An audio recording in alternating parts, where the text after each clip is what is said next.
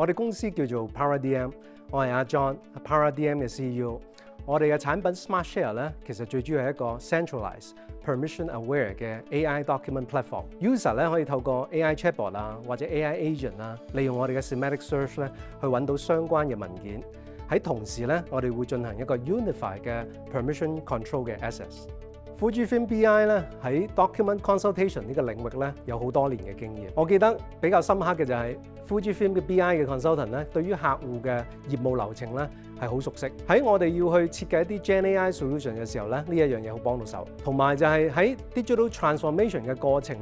咧，其實會產生好多新嘅問題啊。例如客戶會擔心即係網絡保安啦，又或者係佢舊有嘅系統同新嘅系統數據交接嘅問題。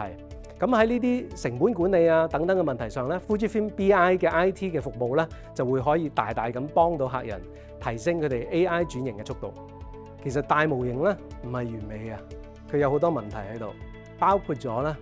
佢唔知道世界發生緊咩事，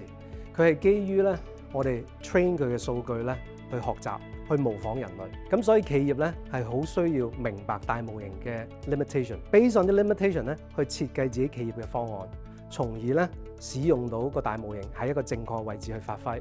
去 meet 到我哋嘅 company 嘅 expectation。喺呢個時候，我哋嘅客戶咧，其實佢比較重視咧文件嘅保安同埋加密。我哋公司 PowerDM 咧嘅 SmartShare 嘅產品咧，就會能夠提供一個 private AI 嘅 solution，so that 咧佢哋可以 comply to 一啲 data governance，減少機密文件資料外泄嘅風險。